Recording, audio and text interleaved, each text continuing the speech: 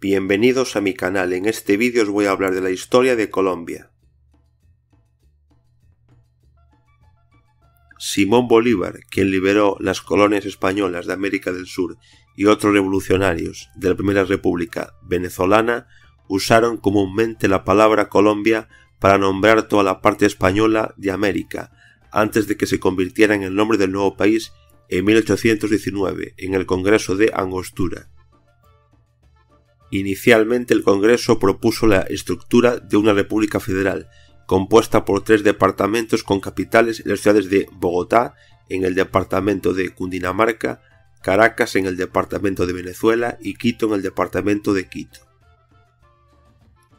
En 1819 no todos los antiguos virreinatos quedaron libres de la dependencia colonial. En mayo de 1821 la República de la Gran Colombia celebró una convención constitucional en la capital temporal de Cúcuta. El 30 de agosto de 1821 la conferencia adoptó y promulgó la primera Constitución de la República de la Gran Colombia. La Constitución estipula que la República de la Gran Colombia implementa un gobierno republicano centralizado. La Constitución de 1821 también abolió la esclavitud, emancipa a los esclavos y a sus hijos y prohíbe la venta de esclavos. Esta primera Constitución también estipula que los ciudadanos disfruten de igualdad de derechos y libertad de expresión y prensa. La Constitución de 1821 estableció el sufragio censitario en la Gran Colombia. Solo podían votar en las elecciones los hombres mayores de 21 años y los hombres casados que supiesen leer y escribir y tuviesen cierto nivel de patrimonio. Simón Bolívar fue el primer presidente de la República de la Gran Colombia. Santander fue el primer vicepresidente. En los primeros años de su existencia, la Gran Colombia ayudó a otros territorios aún bajo control español a luchar por la independencia. Panamá pasó a formar parte de la Federación en 1821, al igual que varias provincias de Quito y Venezuela. En 1822 se anexó la provincia libre de Guayaquil. Perú obtuvo su independencia en 1824 con la ayuda de la Gran Colombia. En 1826 Bolívar y Santander fueron reelegidos para un segundo mandato. Tras el final de la guerra con España, los desacuerdos entre los partidarios de un solo Estado y los separatistas empeoraron. Los constantes llamados a aumentar la influencia de las autoridades regionales, incluidas las relacionadas con desacuerdos financieros y comerciales, contribuyeron al enfrentamiento entre regiones y requirieron una búsqueda constante de compromisos. Las decisiones tomadas no pudieron satisfacer a todos los participantes, por lo que el poder estatal se encontraba en una posición muy inestable. Bolívar quiso unir América Latina, pero no pudo lograrlo durante todo el periodo de la lucha por la independencia. La República de la Gran Colombia fue el primer intento de crear un Estado latinoamericano unificado. La mayoría de los políticos latinoamericanos no apoyaban la idea de un Estado unificado, y Bolívar, desilusionado, dejó de trabajar en el proyecto y dimitió como presidente en 1830. Tras la dimisión de Bolívar, las contradicciones internas empeoraron aún más y se llegó al punto de que el general Rafael Urdaneta tomó temporalmente el poder en Bogotá para utilizar su autoridad para devolver la presidencia a Bolívar. La federación finalmente colapsó. Venezuela y Ecuador se separaron de Colombia hacia finales de 1830 y en 1831 Venezuela, Ecuador y la República de Nueva Granada, antiguo nombre que tenía Colombia, declararon formalmente su independencia. El 29 de febrero de 1832, la Convención Nacional, integrada por representantes de las provincias de Antioquia, Barbacoas, Cartagena, Mompos, Neiva, Pamplona, Panamá, Pasto, Popayán, Socorro, Tunja, Vélez y Veraguas, aprobaron una nueva constitución, según la cual el Estado se llamó República de la Nueva Granada. La Constitución de 1832 es un texto que combina centralismo y federalismo. Estableció un régimen presidencialista, cuyo primer presidente elegido por el Congreso para 4 años fue Francisco de Paula Santander, que ya había sido vicepresidente de la Gran Colombia durante la presidencia de Simón Bolívar. La Constitución de 1832 mantenía el sufragio censitario, teniendo únicamente derecho de voto todos los hombres casados y todos los hombres mayores de 21 años que supiesen leer y escribir y tuviesen cierto nivel de patrimonio. En 1839 estalló la Guerra de los Supremos. Inicialmente se trataba de un conflicto interno, pero al no poder resolverlo por sí solo, el presidente José Ignacio de Márquez recurrió a Ecuador en busca de ayuda, prometiendo a cambio concesiones territoriales. En respuesta, los jefes de varias provincias declararon su independencia del gobierno central y se declararon jefes supremos de sus respectivos territorios.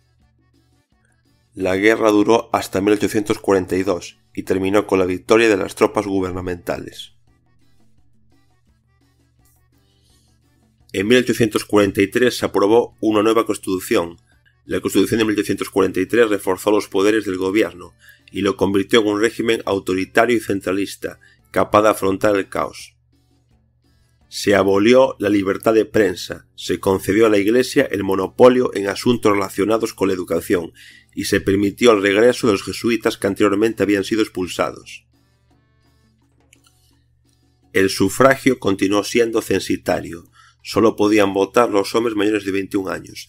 Ya no importaba estar casado o no estar casado, pero sí que seguía siendo un requisito tener cierto nivel de patrimonio y también era un requisito saber leer y escribir. En el país surgieron dos partidos, el liberal y el conservador. En 1845 Tomás Cipriano de Mosquera y Arboleda, miembro del Partido Conservador, fue elegido presidente del país. Bajo su mando se racionalizaron las finanzas, se construyeron nuevas carreteras y se desarrolló el transporte marítimo. En 1849 el liberal José Hilario López ganó las elecciones. En 1853 se adoptó una nueva constitución que abolía la esclavitud y proclamaba la separación de la Iglesia y el Estado. Fue la primera constitución de Colombia que instauró el sufragio universal masculino para todos los hombres mayores de 21 años o todos los hombres casados o que hubiesen estado casados. Podían participar en las elecciones. Además, la Constitución de 1853 garantizó por primera vez el voto secreto. Esta Constitución también introdujo el sufragio directo para la designación del presidente y del vicepresidente, de los miembros del Congreso, de los gobernadores de las provincias y de los magistrados de la Corte Suprema. Con la Constitución de 1853 se establece la separación de la Iglesia y el Estado. De hecho, con esta Constitución, la Iglesia pierde su autoridad jurídica, mientras que la libertad religiosa es garantizada por el Estado. La Constitución de 1853 abrió la puerta a la transformación de un Estado centralizado en una federación, y el 27 de febrero de 1855 apareció el primer Estado federal, Panamá, dentro de la República de Nueva Granada. Antioquia hizo lo mismo el 11 de junio de 1856 y Santander el 13 de mayo de 1857. Para evitar el colapso de la Nueva Granada, el Congreso aprobó una ley el 15 de junio de 1857, según la cual se crearon los estados de Bolívar, Boyacá, Cauca, Cundinamarca y Magdalena. En 1858 los conservadores, habiendo tenido mayoría, proclamaron la creación de la Confederación Granadina, con capital en Tunja.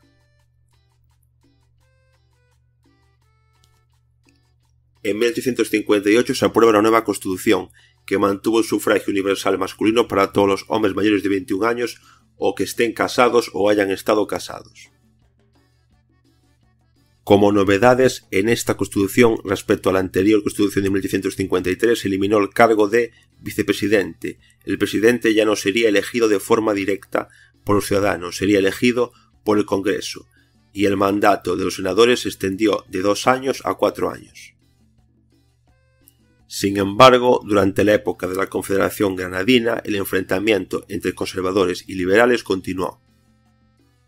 El 8 de abril de 1859 el Congreso aprobó una ley que otorgaba al presidente el poder de destituir a los gobernadores estatales y nombrarlos de su elección.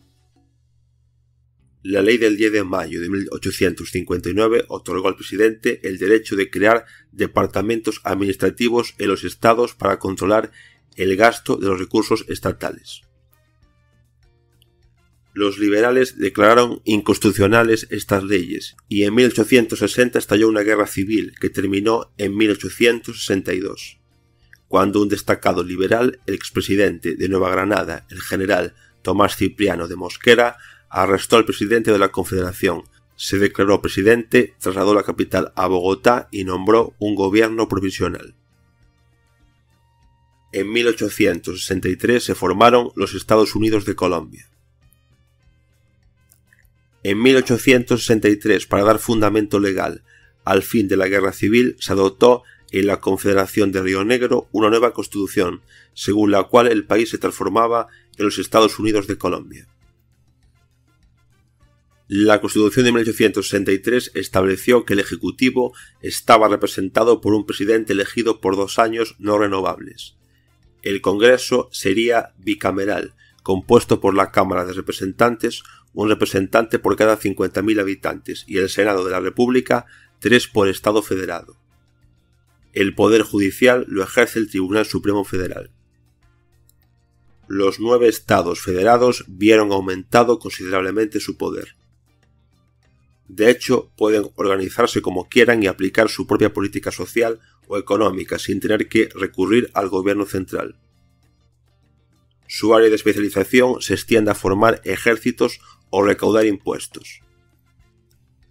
Los únicos ámbitos reservados al Estado federal son la política exterior, la acuñación de la moneda nacional, los servicios aduaneros y la fijación de pesos y medidas. Las restricciones al poder político y militar del gobierno central impuestas por la nueva Constitución llevaron a que los años siguientes el país sobreviviera a unas 40 guerras civiles locales y una guerra civil nacional entre 1876 y 1877.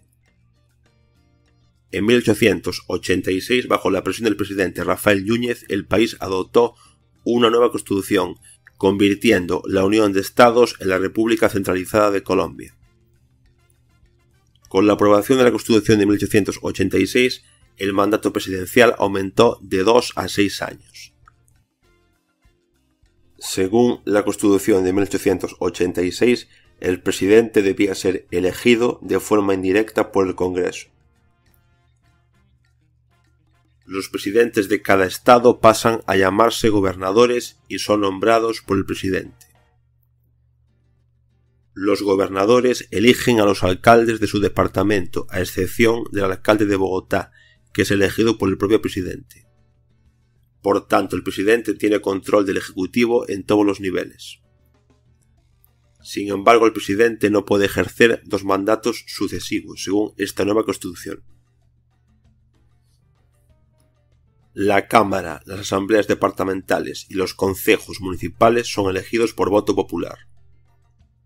Los senadores son elegidos por asambleas departamentales.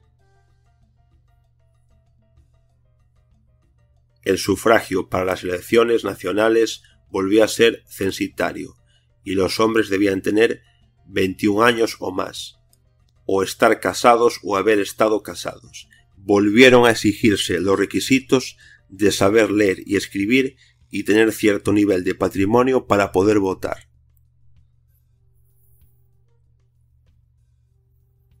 La restricción de saber leer y escribir no se aplicaba en las elecciones regionales. Se restituye el cargo de vicepresidente en esta Constitución y lo ocupa inicialmente Eliseo Payán. la religión católica se convierte en la religión oficial del Estado. En 1887 el presidente Rafael Núñez firmó un concordato con el Vaticano, devolviendo a la Iglesia Católica Romana los poderes que había perdido con la Constitución anterior. La Constitución de 1886 permaneció vigente durante más de 100 años, guiando los mandatos de 23 presidentes de la República de Colombia hasta 1991. Después de la fundación de la República de Colombia, el gobierno conservador persiguió brutalmente a los disidentes y reprimió a las masas. La llamada Guerra de los 1000 días estalló entre el Partido Liberal y el Partido Conservador de 1899 a 1902.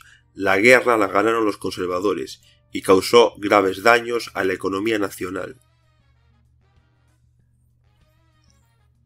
En el Tratado Jay-Herrán, firmado el 22 de enero de 1903, Colombia habría arrendado indefinidamente una franja de tierra a Estados Unidos para la construcción de un canal en el departamento de Panamá.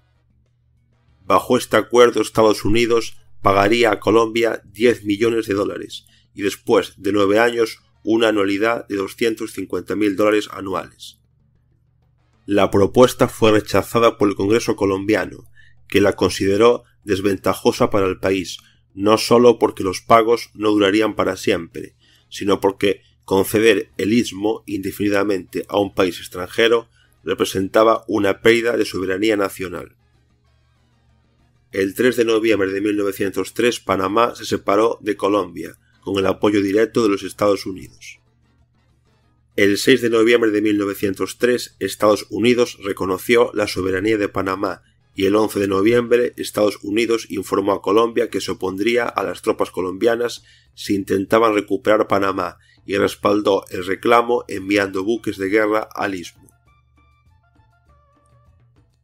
La Guerra de los 1000 días, junto con la desorganización política en Bogotá, había dejado a Colombia demasiado débil para oponerse a la separación de Panamá. El 18 de noviembre de 1903, Estados Unidos firmó el Tratado Jay-Bunao-Varilla con Panamá para la construcción del Canal de Panamá.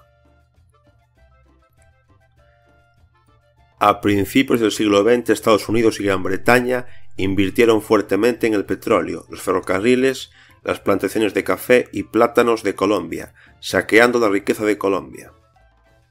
En 1910 se realiza una importante reforma de la Constitución.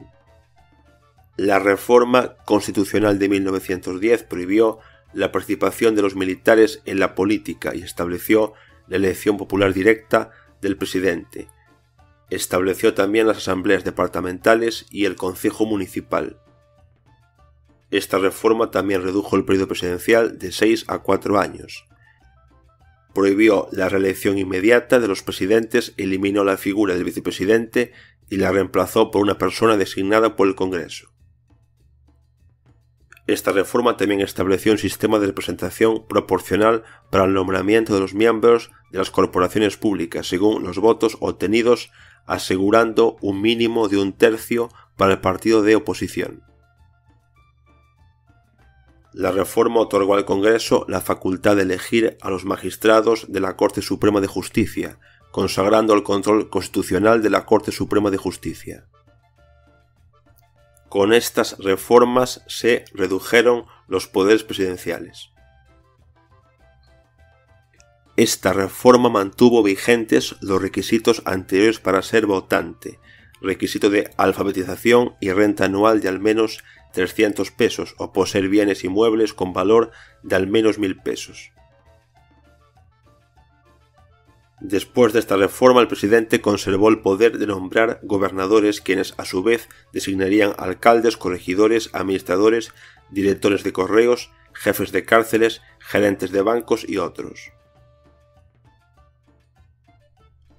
En 1927 se aprueba la Ley 56, que establece la educación primaria entre los 6 y los 11 años como obligatoria para todos los niños del país. En 1930 terminó el dominio del Partido Conservador y por primera vez en 45 años, desde 1886, ganaron los liberales las elecciones presidenciales de 1930. El ascenso al poder de Enrique Olaya Herrera, que fue presidente de Colombia entre 1930 y 1934, marcó el comienzo de un periodo que los historiadores llamaron República Liberal, porque los liberales gobernaron el país continuamente desde 1930 hasta 1946. En julio de 1930 se creó el Partido Comunista de Colombia. En 1934 gana las elecciones presidenciales el liberal Alfonso López Pumarejo, que se convierte en el nuevo presidente de Colombia. En 1936 el presidente Alfonso López Pumarejo reformó la Constitución. Con esta reforma se vuelve a establecer en Colombia el sufragio universal masculino para todos los hombres mayores de 21 años. La mayoría de edad queda establecida también en los 21 años, dando igual el estar casado o el haber estado casado. En materia educativa, la reforma de 1936 establece la educación pública laica. Con esta reforma constitucional se establece también la libertad de enseñanza, conciencia y cultos. La reforma de 1936 también reconoce el derecho a la huelga, salvo los servicios públicos, y se permite la expropiación de tierras para utilidad pública. El 1 de mayo de 1938 se celebran elecciones presidenciales en Colombia. El Partido Conservador decidió no participar en estas elecciones, porque temían un fraude electoral. Esto provocó que el candidato liberal Eduardo Santos no tuviera ningún rival y ganara las elecciones, convirtiéndose en presidente. Durante la presidencia de Eduardo Santos, que duró del 7 de agosto de 1938 al 7 de agosto de 1942, continuó en gran medida el rumbo reformista de su antecesor Alfonso López Pumarejo. A pesar del inicio de la Segunda Guerra Mundial, introdujo importantes programas que también sentaron las bases para los gobiernos posteriores, por ejemplo, las áreas de vivienda, reforma crediticia y construcción de carreteras. Otro éxito significativo de su mandato fue la conclusión de un tratado fronterizo con Venezuela, después de varios años de negociaciones. También hubo un nuevo acuerdo con la Santa Sede que resultó en el fin del control clerical de la educación y estipuló que los obispos debían ser ciudadanos de Colombia. Incluso antes de asumir el cargo dejó claro que los estados de América debían mantenerse unidos y por lo tanto rompió relaciones diplomáticas con las potencias del eje tras el ataque a Pearl Harbor en diciembre de 1941. Al mismo tiempo se nacionalizó la aerolínea nacional Avianca, que anteriormente era propiedad de Alemania. El 3 de mayo de 1942 se celebraron de nuevo elecciones presidenciales en Colombia. Los únicos candidatos a la presidencia eran ambos miembros del Partido Liberal. Alfonso López Pumarejo ya había sido presidente de Colombia entre 1934 y 1938 y ganó estas elecciones con el apoyo del Partido Comunista Colombiano. Su oponente, que perdió las elecciones, Carlos Arango Vélez, recibió el apoyo del Partido Conservador. Tras las elecciones, Alfonso López Pumarejo se convirtió por segunda vez en presidente de Colombia. El 27 de noviembre de 1943, en el segundo año del segundo gobierno de Alfonso López Pumarejo, Colombia declaró el estado de beligrancia contra Alemania, luego de que la Armada alemana produjera en el Mar Caribe el hundimiento de 3 buques colombianos. Ante las dificultades encontradas para gobernar debido a la fuerte oposición de la derecha, López Pumarejo decidió implementar otra reforma constitucional adoptada en 1945. Esta reforma otorgó la ciudadanía a las mujeres, pero sin derecho a voto. Durante esta segunda administración, López Pumarejo tuvo que enfrentar una situación económica difícil por la Segunda Guerra Mundial, que afectó a la venta de productos colombianos en el exterior. Al mismo tiempo, López Pumarejo enfrentó dificultades en su vida familiar debido a la enfermedad de su esposa, María Michelsen. Estos tres elementos, la oposición conservadora, la desunión del liberalismo y la precaria salud de su esposa, minaron su voluntad y le llevaron a presentar su dimisión en marzo de 1944, por motivos familiares. Pero una huelga cívica organizada por la clase trabajadora para expresar su apoyo al presidente lo obligó a continuar en la presidencia. Uno de los hechos más importantes de este gobierno ocurrió cuando López Pumarejo y su ministro de Trabajo, Adán Arriaga Andrade, promulgaron el decreto legislativo número 2350 en 1944, que estableció el reconocimiento del contrato de trabajo como entidad jurídica autónoma, que además otorgó al gobierno la facultad de establecer contratos modelo y fijar el salario mínimo, que fijó la duración de la jornada laboral en 9 horas y que hizo obligatorio el pago de las horas extraordinarias. También fijó en 14 años la edad mínima del inicio de la actividad laboral. Durante la presidencia de López Pumarejo también se aprobó el decreto 1600, el 30 de junio de 1945, que creó la pensión de jubilación y la pensión de invalidez en Colombia. En cuanto a las relaciones internacionales, Alfonso López Pumarejo estableció relaciones diplomáticas con la Unión Soviética e incorporó a Colombia a la Organización de las Naciones Unidas ONU. Alfonso López Pumarejo finalmente dimitió en julio de 1945. Le sustituyó en la presidencia Alberto Lleras Camargo, que también era miembro del Partido Liberal y fue ministro de Interior y ministro de Relaciones Exteriores durante el último gobierno de Alfonso López Pumarejo. El 5 de mayo de 1946 se celebraron elecciones presidenciales en Colombia, con una participación del 61% de los electores. Ganó las elecciones el candidato presidente del Partido Conservador, Mariano Ospina Pérez. De esta manera, el Partido Conservador regresaba al poder tras 16 años de gobiernos liberales. En segundo lugar quedó el candidato liberal Gabriel Turbay Abounader, y en tercer lugar queda el histórico líder del Partido Liberal colombiano, Jorge Eliezer Gaitán. Durante la presidencia del conservador Mariano Ospina Pérez se aprueba la Ley 90, el 26 de diciembre de 1946, que crea las pensiones de orfandad y viudedad. Durante la presidencia de Mariano Ospina Pérez creció de manera muy intensa la violencia entre simpatizantes del Partido Liberal y del Partido Conservador, que finalmente culminó con el asesinato del líder del Partido Liberal, Jorge Eliezer Gaitán, el 9 de abril de 1948. El asesinato fue seguido por disturbios conocidos como el Bogotazo, que se extendieron por todo el país. Se creía que el Partido Conservador que estaba gobernando en ese momento el país fue el responsable del asesinato de Jorge Eliezer Gaitán. Se iniciaba así en Colombia un periodo que sería conocido como la violencia y duraría hasta 1958. En materia económica, el PIB per cápita de Colombia entre 1820 y 1886 creció un 37%. Entre 1886 y 1948, el PIB per cápita en Colombia creció un 180%.